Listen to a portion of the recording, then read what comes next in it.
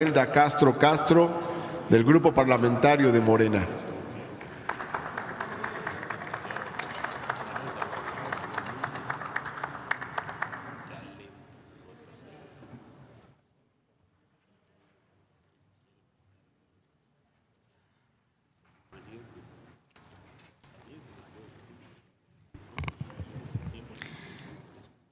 En el sexenio que concluye, la economía mexicana está marcada por un grave contraste. Por un lado, una dinámica creciente de ingresos públicos y una inexplicable ineficiencia del gasto. Los ingresos fiscales en este gobierno se incrementaron un 80%. La deuda pública se duplicó al pasar de 5 a 10.3 billones de pesos. Obtuvo este gobierno ingresos por 592 mil millones de pesos que el Banco de México transfirió a la Secretaría de Hacienda por remanentes que se tuvieron en los ejercicios de 2015, 2016 y 2017.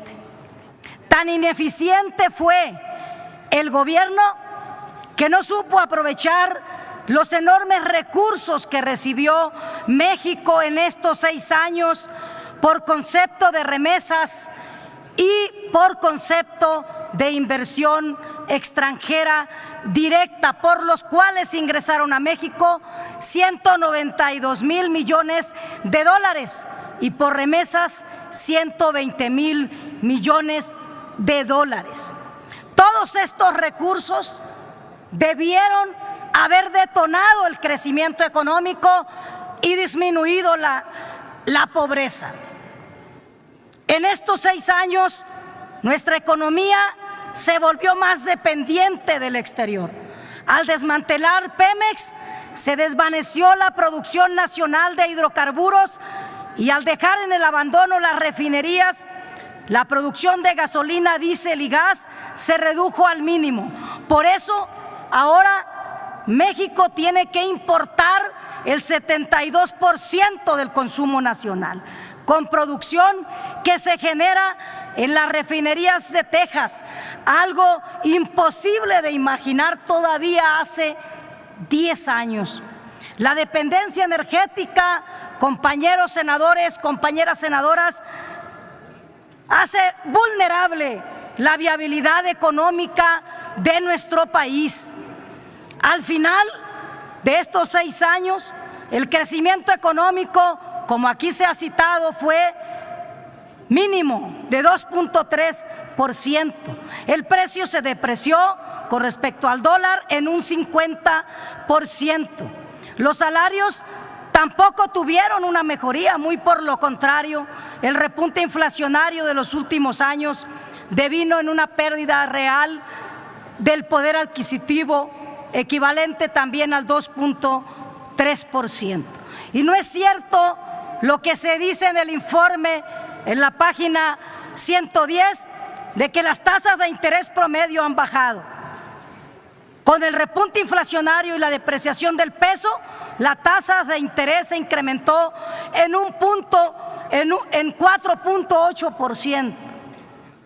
Desde diciembre de 2015 a agosto de 2018, la TIE, que es la tasa de referencia para los créditos bancarios, pasó de 3.35% al 8.10%, y con ello se afectó el costo de operación de las empresas y se retrasaron o se impidieron incluso las inversiones para generar mejores empleos. De los 3.7 millones de empleos que se han creado, pues prácticamente se trata de empleos precarios, porque con la reforma fiscal que se dio, pues se estimuló a los empresarios para que se formalizaran, pero siguen siendo empleos precarios. El comercio exterior desde el 2013 se ha estancado. en términos reales de 375,000 millones de dólares, y el consumo interno crece, pero de manera inercial. El resultado de la política económica aplicada en estos años ha sido de un endeudamiento explosivo.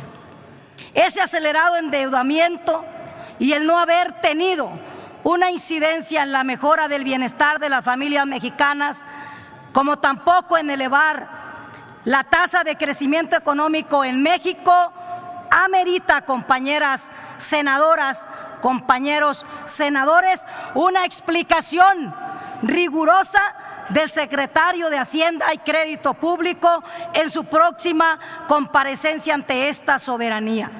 Debe explicar el destino específico de lo poco más de 5 billones de pesos. ¿En qué programas se aplicaron? ¿En qué regiones del país? ¿En qué proyectos? Entre otros. Estas son las explicaciones que deben dar en la comparecencia, particularmente el secretario de Hacienda. Muchas gracias. Gracias, senadora. En una